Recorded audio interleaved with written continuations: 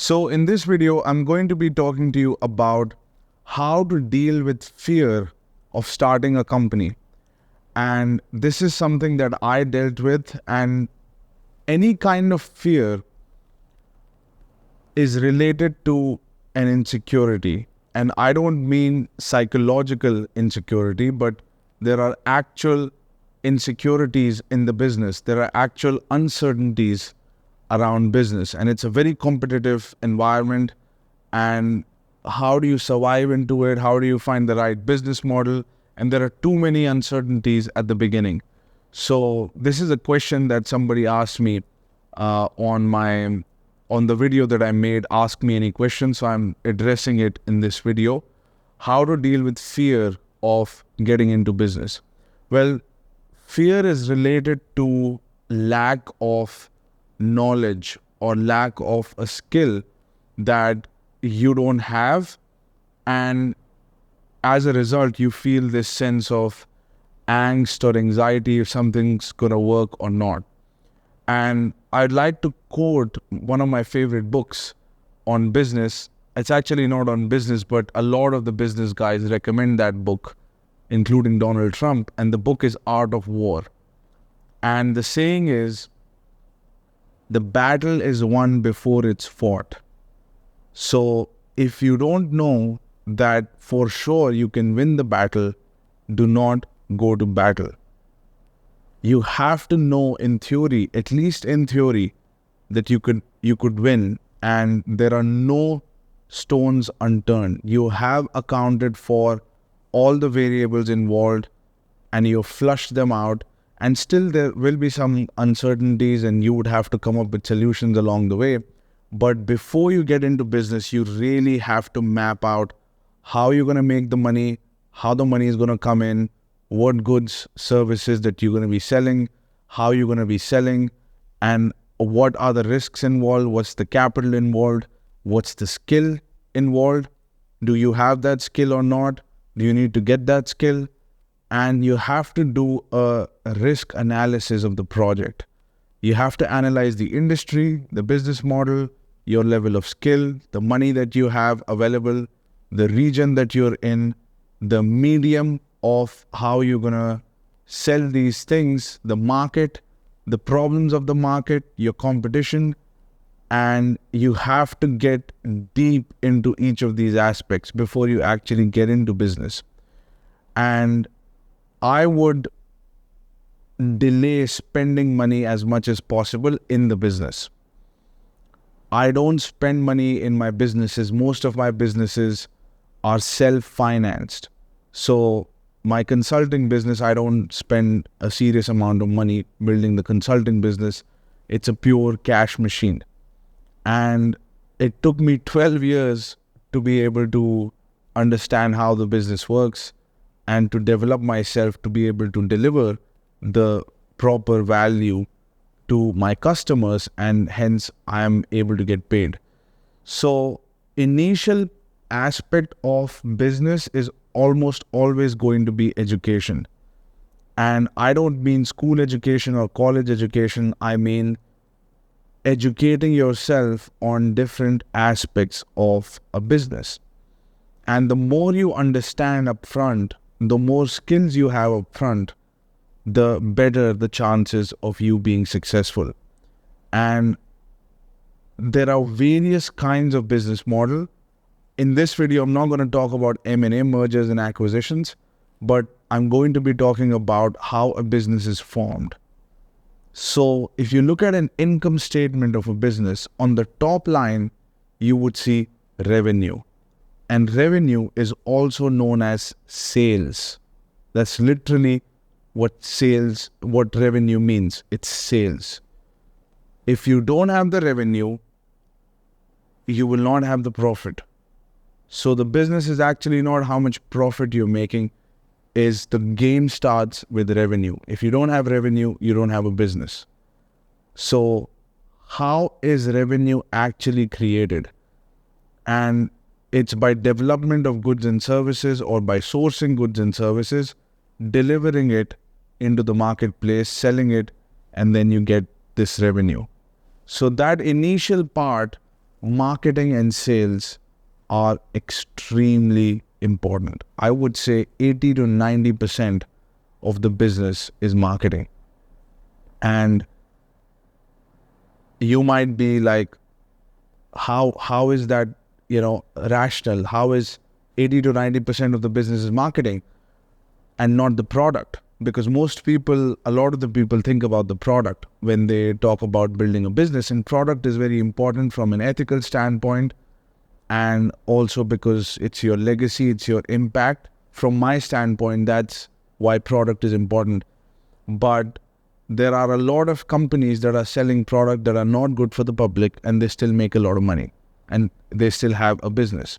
For example, if you look at tobacco companies, it's one of the shittiest products available in the market.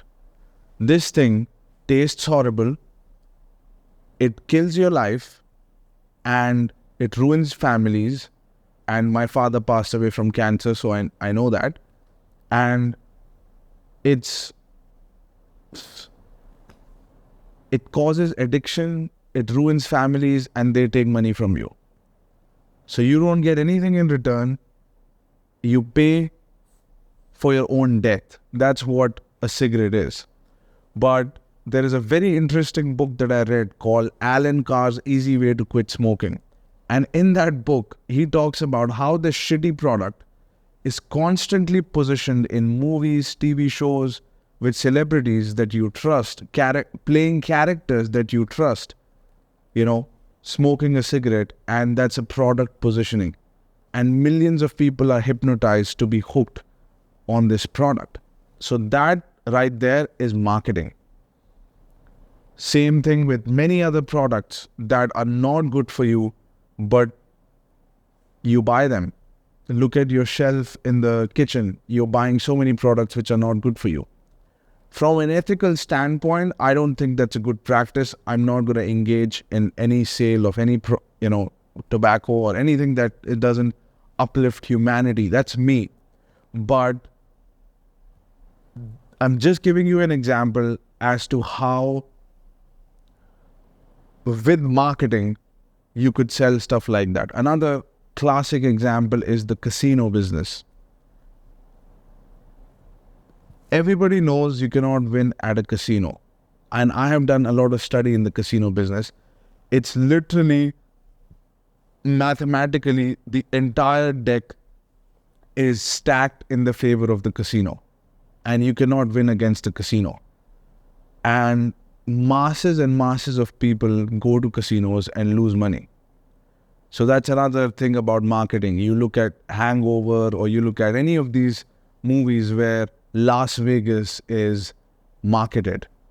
And you think that, it's a movie, but it's actually a marketing play for Las Vegas. And you might find that a lot of these movies are financed by these big companies. And that's fine. It's perfectly legal. But marketing is one of the most important aspects of a business. So the reason you might feel some fear of getting into business is because you don't have the necessary skill to get into business. And one of the major skills that you can learn is marketing, sales, negotiation. And there is not, you cannot learn enough about these skills. You cannot learn enough about marketing. You cannot learn enough about sales. Read every book that you can get your hands on that has been a bestseller, and study deeply on how a market is created for a certain product. And then, out of ethics, out of your own humanity, you only work with products that are going to uplift people. You should not feel comfortable selling anything. In my humble opinion, that you should feel good if you're adding value to someone and lifting someone's life. You'll feel good about it, and you will make happy money. There is such a thing as sad money and happy money, guilty money and happy money. So you want the happy money. So that's, I would say, the fear of business comes from a lack of understanding and lack of skill. So the first step of getting into business would actually be to educate yourself as much as possible. So here are some of the things that I would study. I would study marketing, I would study sales, I would study negotiations, and I would study how to create a project, how to structure a project, how to structure a budget, and finance and accounting is extremely important. So I would read the book Financial Intelligence. To create a product, I would read. To create a project, I would read Getting Things Done. And there is a combination of books and courses that you could do that can definitely put you in a very advantageous position. And then I would do a very serious thinking into how exactly the money is going to be made. And how I dealt with the fear of starting a business is I got myself several mentors. I've talked about this, that my first business, I just went without thinking. I didn't have the skill set. I wasn't thinking. My assumptions were not based on facts, not based on data. I was just going by my own mind. That's another big fallacy and big mistake entrepreneurs make, is that they come up with business ideas in their shower or just gossip or listening to something in the news. And that's not how you come up with a business idea. You have to first study the market. You have to analyze the market. You have to study an industry. You have to analyze an industry. You have to analyze the business model. You have to create a budget. You have to write down the steps involved.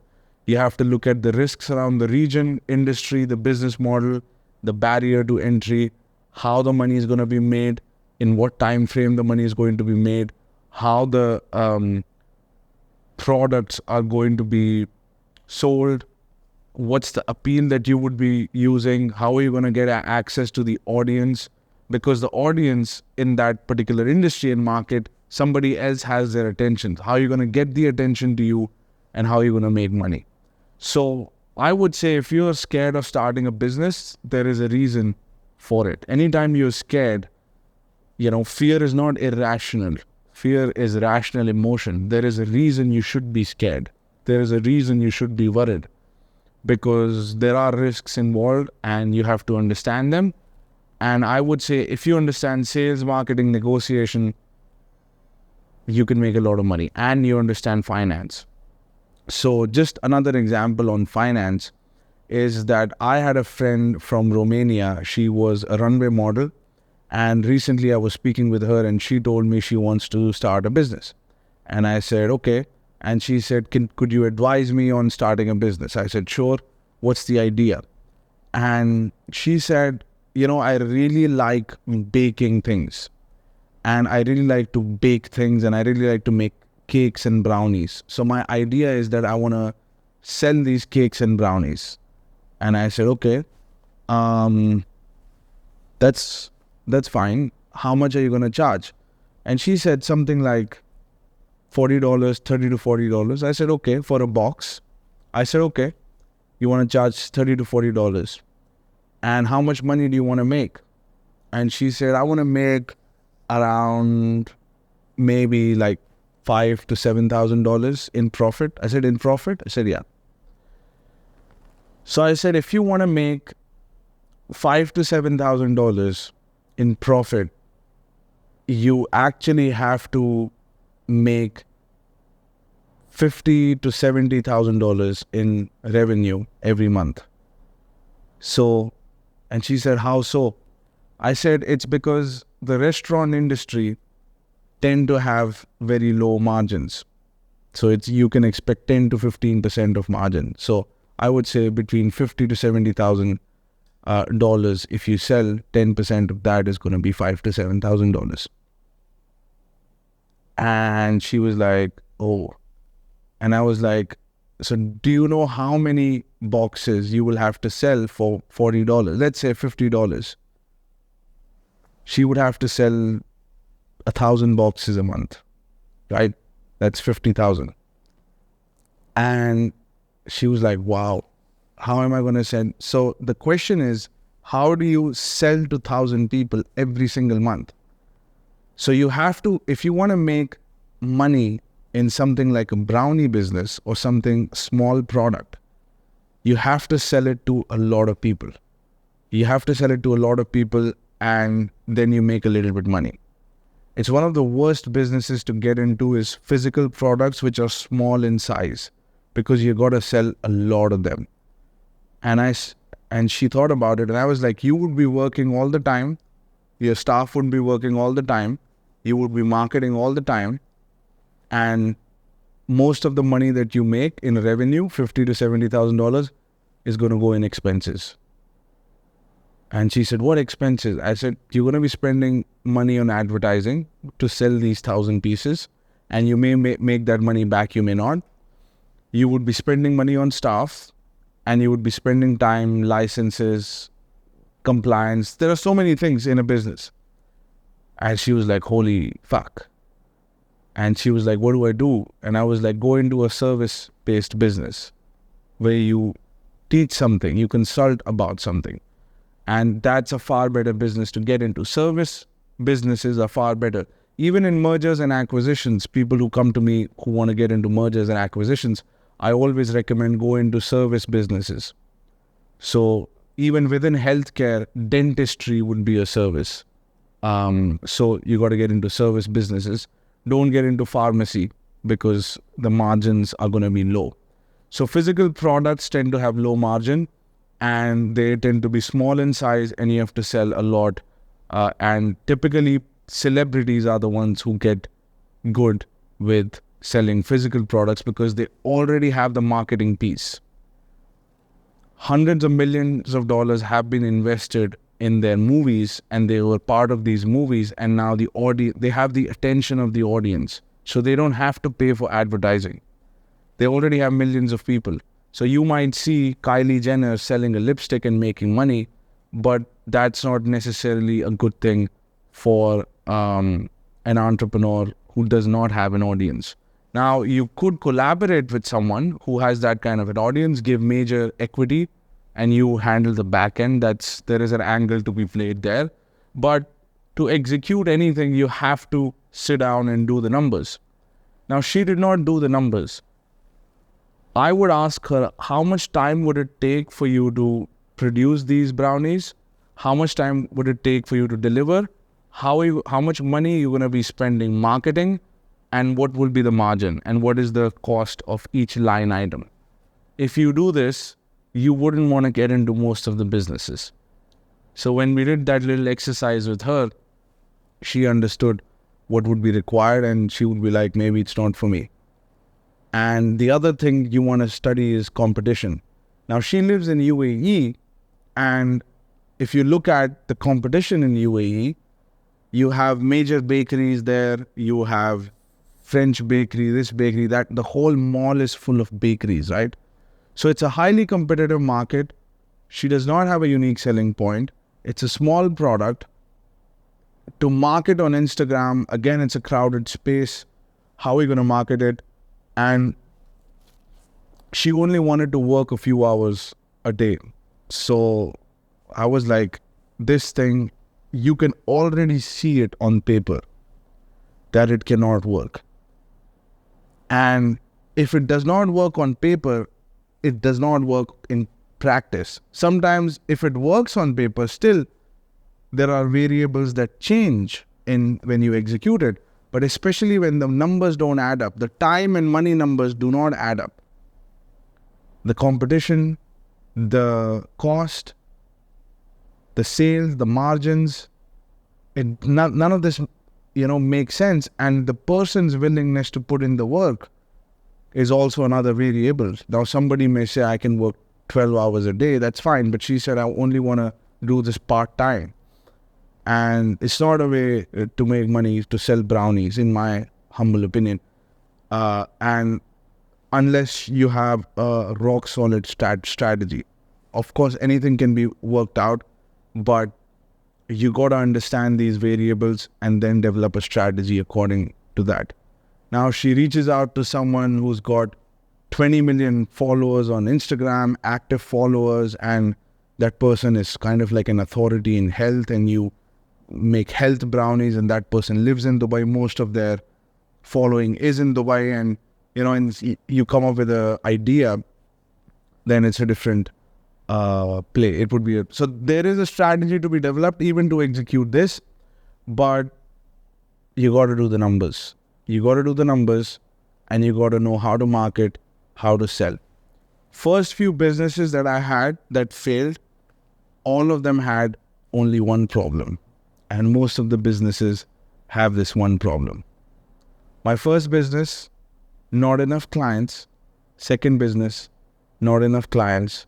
Third business, not enough clients. And fourth business also, not enough clients. Okay. So, top line revenue is what the business is. So, sales and marketing is extremely important. And if you're good marketing, sales is going to be easy. And sales and marketing are different. And then you've got negotiation. So you got to really, really understand how the marketing works. And a lot of things that you see out there that you may not consider marketing are actually marketing. A podcast is a marketing play. A movie is a marketing play. A TV show is a marketing play. Obviously, social media is a marketing play. Books, people who have written books, that's a marketing play. All of these are designed to create a culture around a product. You know, if you look at furniture companies actually finance movies. So you would see these beautiful interior decor in a movie, and you would realize that actually that's a furniture company that had created that idea just to create a culture. And before you know it, you are in an apartment or a penthouse and you live alone, but you have 6 chairs. Why? Because you saw in the movie, the characters had the 6th chair and a sofa and a bed and a bed sheet, and the whole design of the place, that idea was planted through a movie and you weren't aware, but this idea is planted. So consumer culture is created through marketing. So I would say marketing would be one of the skills that you would learn, and sales is another one. And then I would say a very strong leadership skills is going to be important, and leadership is going to be driven by data. So in what direction you want to take the company would be driven by your strategy and your finance and how much money you're making and the allocation of capital, all of that decision making and management of team and employees and resources, all of that comes under leadership. So strong leadership skills would be another skill that you would want to have. And risk analysis, as I mentioned. The more you know upfront, the more you can analyze the economy, industry. Of course, economy is another variable where how is the market sentiment? So one of the businesses that got disrupted during COVID times were restaurants. So that's an economic factor that affects your business. Legal compliance is another one, but in most businesses, it's pretty straightforward, unless you're in healthcare, which is highly regulated. If it's not highly regulated, the legal aspect is typically straightforward. Or you want to go into airline or automobile or healthcare industry, those are more regulated. But there are most businesses, simple businesses it's easy to be in compliance. So that's a multifaceted answer to a simple question. What do you do with fear? Fear comes from uncertainty, insecurity, lack of skill, lack of understanding. So I would say first step, if you want to get rid of the fear, you got to know what you're getting into. You know, imagine walking really fast in a dark room. You're not going to feel comfortable. The question is not going to be, how do I feel comfortable running fast in a dark room? No, you should not feel comfortable running fast in a dark room. The question should be, how do I illuminate the dark room? And how do I light up the dark room so I can see everything? Once I can see everything, I know where I'm going. Once I know where I'm going, I feel comfortable or about where I'm going. So that's how you deal with fear, is by increasing your level of understanding, increasing your skill, and being actually better at these skills than anybody else. And a difference between a $500 shirt and a $50 shirt is marketing. Okay. So it's not just about the better product, it's also about the appeal and the audience. The audience for a $500 shirt is different than an audience for a $50 shirt, and the appeal of a $500 shirt is different than a $50 shirt. So, marketing. Get it? I'll talk to you soon.